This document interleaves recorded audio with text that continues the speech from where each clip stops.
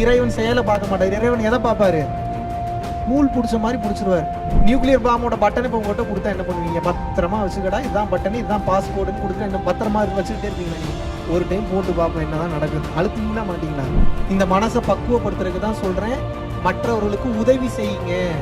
இந்த மனசை பக்குவப்படுத்தி இறைநிலையை அடைவதற்காகத்தான் இங்கே இத்தனை கூத்தும் போய்கிட்டு இருக்கு. புரியுதா புரியலையா?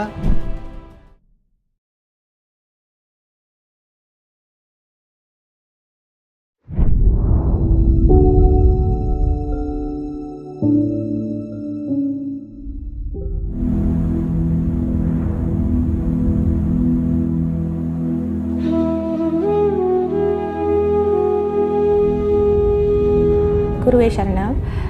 இந்த ட்ரிப் எப்படின்னா, நான் என் லைஃப்லேயே வந்து ஒரு வாட்டிக்கு ஒரு யாத்திரான்னு போனதில்லை, ஃபேமிலி விட்டுட்டு எங்கேயுமே போனதில்லை. That means I just travel with my family. First time in my life I am going through without my family. N family கூட இல்லாத நான் போகிறது இதான் முத ஒரு வாட்டி. வரப்போ பயமாக அப்படிலாம் இல்லை, எனக்கு வந்து இது வந்து ஒரு பிளாங்காக தான் வந்தேன். Just go experience and come back. என்னை கேட்டால் இது சக்ஸஸ் வந்து 100% அந்த வாலண்டியர்ஸுங்க, மகாவிஷ்ணு இவங்க தான் அதை சக்ஸஸ் பண்ணாங்க. என்னோட எக்ஸ்பீரியன்ஸ் சொல்கிறதுன்னா, இட்ஸ் லைக் எல்லாருமே அவங்கவுங்க வந்தால் தான் அதை எக்ஸ்பீரியன்ஸ் பண்ண முடியும். என்னோடய எக்ஸ்பீரியன்ஸ் வந்து லைக் பிகாஸ் த ஃபர்ஸ்ட் டைம்னால எனக்கு அந்த வார்த்தைங்க இல்லை எப்படி சொல்கிறதுன்னு. இது நீங்கள் அவங்களோட எக்ஸ்பீரியன்ஸ் இஸ் தியார்ஸ். குருவே சரணம். இந்த உலகத்தில் நிரந்தரமில்லாத பொருளை தேடி ஓடி உங்களது உயிர் சக்தியை வீணாக்கி கொண்டிருக்கின்றீர்கள். பாடி விட்டு மறுபடியும் ஆன்மாவை வெளியே வரும்போது தான் தொட்டு பார்ப்பீங்க, தொட முடியாது. ஓ நான் இது இல்லை போல, நான் இதுதான்றது அப்பதான் உங்களுக்கு தெரியும். நான் உடல் அல்ல, நான் ஆன்மா தான் போலன்றது புரியும். பட் பிரச்சனை என்னன்னா, கர்மா இன்னும் சேர்ந்து இருக்கிறதுனால முடிக்கிற வரைக்கும் யூனிவர்சல் லா படி இந்த பூமியை விட்டு நீங்க தப்பிச்சு போக முடியாது, மாட்டிப்பீங்க மறுபடியும் இங்கேயே. மறுபடியும் அந்த கர்மாவை கழிக்கணும்னா பாடி வேணும். அப்ப என்ன பண்ணுவீங்கன்னா, ஒவ்வொரு பாடிக்குள்ளேயா நுழைஞ்சு, இப்ப இங்க நிறைய சுத்திட்டு இருக்கு, உங்க கண்ணுக்கு தெரியல, நிறைய ஆன்மாக்கள் சுத்திட்டு இருக்கு. எப்படா கோயிலுக்குள்ள வரும்லாம் கேட்காதீங்க, கோயிலுக்குள்ள வரக்கூடிய ஆன்மாக்களும் இருக்கு, நிறைய இருக்கு. உங்க உடம்ப பயன்படுத்த ட்ரை பண்ணிக்கிட்டே இருக்கு. ஏன்னா அதுக்கு தெரியும் நம்ம மாட்டிக்கிட்டோன்றது வெளியே போனதுக்கு அப்புறம் தான் தெரியும். உடல் இருந்தா தான் மறுபடியும் நம்ம தப்பிக்க முடியும்னு தெரிஞ்சு உடலுக்குள்ள வர்றதுக்கு ட்ரை பண்ணிக்கிட்டே இருக்கும். பட் உங்களது ஆன்மா விழிப்பு நிலையில் சக்தியோடு இருக்கிறதுனால ப்ரொடெக்ட் பண்ணிக்கிட்டே இருக்கும். உங்களோட ஆன்மா உள்ள இருக்கிறதுனால மற்ற ஆன்மாக்கள் உள்ளே நுழைவதற்கு தடையாக ப்ரொடெக்ட் பண்ணிக்கிட்டே இருக்கும். எப்போ அடுத்த ஆன்மா உள்ள நுழையினா, உங்க ஆன்மாவோ அல்லது உங்கள் மனமோ வீக்கா இருந்ததுன்னா அது உள்ள நுழைஞ்சிரும். இதனாலதான் பேய் பிடிச்சிருச்சுன்றாங்க. அது பேய் பிடிக்கல, அந்த ஆன்மா பயன்படுத்திக்கிட்டு இருக்கு அந்த உடம்பை. ஏன் பயன்படுத்துது? அதோட ஆசைகளை அனுபவிப்பதற்காக உடலை தேடும்.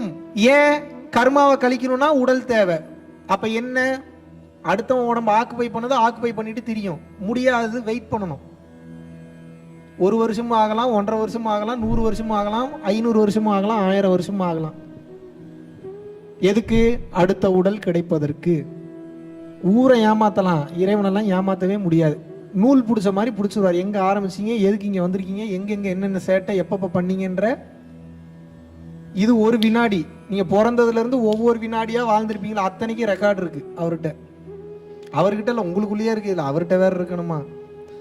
மொத்த ரெக்கார்டு உள்ளுக்குள்ள இருக்கு. எந்தெந்த வினாடியில என்னென்ன நினைச்சீங்க, எதை நினைச்சு அந்த செயலை செஞ்சீங்க, நல்லதுக்காக அதை செஞ்சு. மற்றவனுக்கு வேணா நீங்க ஒரு 100 ரூபா கொடுத்துட்டு நல்லா இருறா, நீ நல்லா இருக்கதாண்டா ஆசைன்னு வாய் சொல்லும். மனசு என்ன சொல்லும்? இவனுக்கு இன்னைக்கு இதை கொடுத்தா நாளைக்கு இவனை நம்ம கரெக்ட் பண்ணி வச்சுக்கலாம். எது சொல்லும்? இறைவன் செயலை பார்க்க மாட்டார். இறைவன் எதை பார்ப்பாரு? நூல் பிடிச்ச மாதிரி பிடிச்சிருவார். ஏண்டா எனவே ஏமாத்திரியா நீ? அவர் சர்வ வியாபி, சர்வ வல்லமை படைத்தவர். சர்வ வல்லமைனா என்ன? Supreme power. படைத்தல், காத்தல், அழித்தல், மறைத்தல், அருளல். இதான் 5 தொழில். எல்லாருக்கும் 3 தொழில் தான் தெரியும், இன்னும் 2 தொழில் பண்றாரு.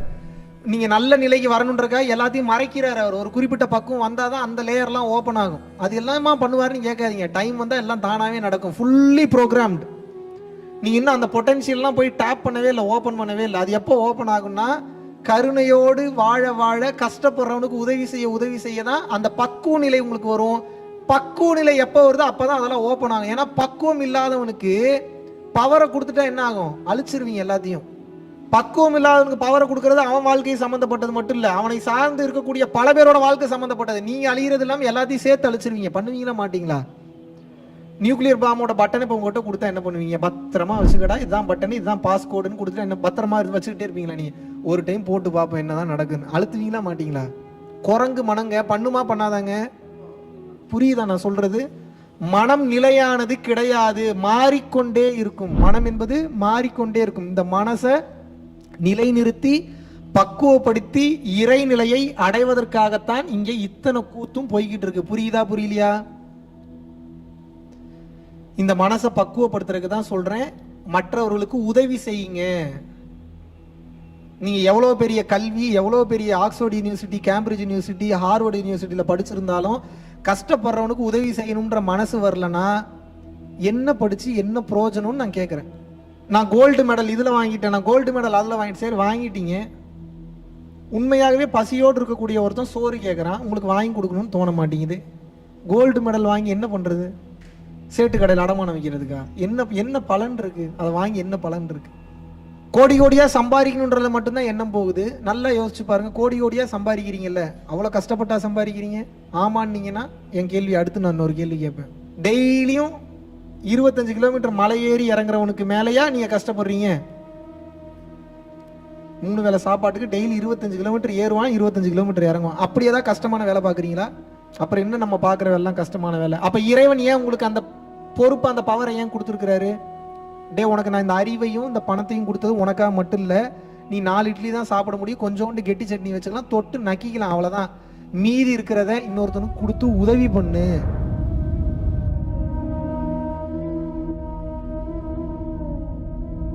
பரம்பொருளின் கருணையினால உங்களுடைய இடைவிடாத அன்னதானத்திற்கு நீங்கள் அனுப்பப்பட்ட பணத்தின் மூலியமாக பல லட்சம் உயிர்களுக்கு இது நாள் வரைக்கும் வந்து சாப்பாடு கொடுத்துருக்கோம்.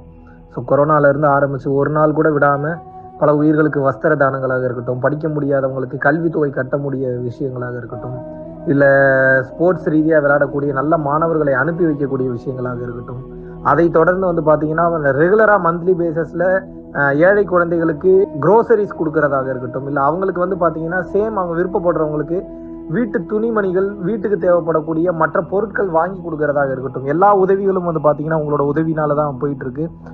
சாது சிதம்பர சுவாமிகள் வளநாட்டார் வந்து ஒரு வார்த்தை சொல்லுவார், பசித்தோர் முகம்பார் பரம்பொருள் அருள் கிட்டும் அப்படின்னு வந்து சொல்லுவார். வள்ளல் பெருமானும் ஜீவகாருண்யம் உள்ள சம்சாரிகளுக்கு எப்பேற்பட்ட சூழ்நிலையிலும் வந்து பார்த்தீங்கன்னா அவங்களோட லாபம் தடைபடாது, தொழில் பிரச்சனைகள் வந்து நிவர்த்தியாகும், அதை தொடர்ந்து வந்து வாழ்க்கையில குடும்ப பிரச்சனைகள் விலகும், அதுபோக குழந்தை சம்பந்தமான பிரச்சனைகள் எதுவாக இருந்தாலும் வந்து இந்த அன்னதானத்திற்காக நீங்கள் செய்யக்கூடிய ஒவ்வொரு ரூபாயும் அது வந்து உங்களுக்கு நிச்சயமாக புண்ணியமாக வந்து சேரும்.